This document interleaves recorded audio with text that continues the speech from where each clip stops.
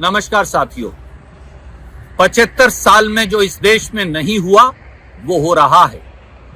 देश की संसद में मोदी सरकार द्वारा संविधान को बुलडोजर से कुचला जा रहा है, संसदीय परंपराओं को रोंदा जा रहा है, प्रजातंत्र और विपक्ष की बोलने की आवाज को दबाया जा रहा है। देश के इतिहास में पहली बार 75 वर्षों में 141 सांसदों को मोदी सरकार ने प्रस्ताव लाकर निष्कासित कर दिया।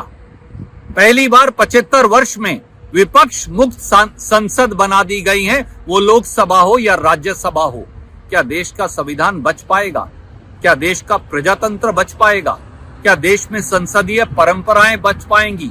ये सवाल है जो बड़े से बड़े पद पर बैठे लोगों को, पूरी सरकार को, देश के प्रधानमंत्री को, लोकसभा और राज्यसभा के सभापति महोदय को खुद से पूछना पड़ेगा कि विपक्ष अगर होगा ही नहीं, अगर विपक्ष को सरकार निष्कासित कर देगी प्रस्ताव लाकर, तो संसद चलेगी कैसे और संसद के क्या मायने बच पाएंगे। और आज चर्चा हुई किसानों के अपमान की, क्योंकि एक व्यक्ति विशेष ने कुछ कह दिया था। मैं पूछता हूं मोदी सरकार से, जब लाखों किसान दिल्ली के दरवाजे पर 3 काले कानूनों के खिलाफ भूखे प्यासे बैठे थे, सर्दी में, धूप में, गर्मी में, तो क्या उन किसानों का अपमान नहीं हो रहा था?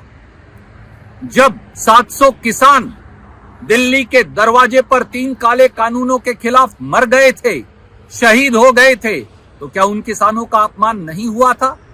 जब भारतीय जनता पार्टी के नेता हम किसानों को उग्रवादी, नक्सलवादी और एंटी सोशल एलिमेंट कह रहे थे, तो क्या तब किसानों का अपमान नहीं हुआ था?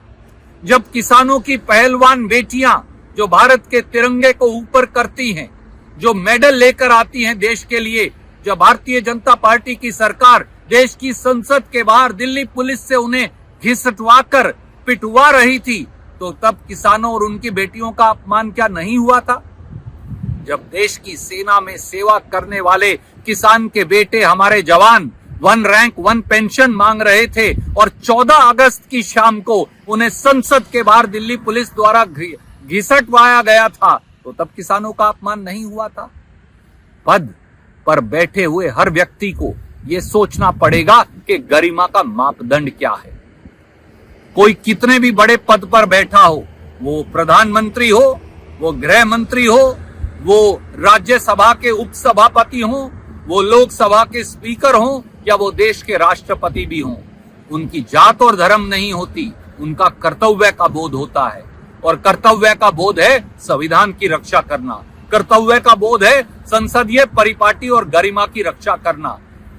जब किसान को भारतीय जनता पार्टी की नीतियां मारती हैं, तो आवाज उठाना देश के हर नागरिक का कर्तव्य है। मैं केवल इतना कहूंगा, 141 सांसदों को निकालकर देश की संसद नहीं चल सकती, देश की संसदीय परंपराएं नहीं चल सकती, उनकी परिपाटी का निर्वहन नहीं हो सकता, संविधान के अनुरूप संसद नहीं चल सकती।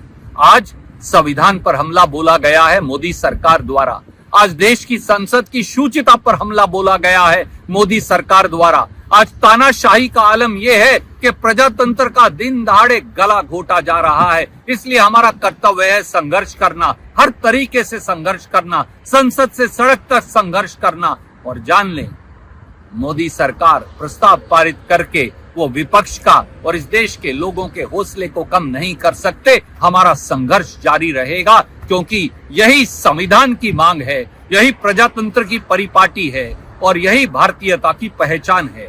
जय हिंद।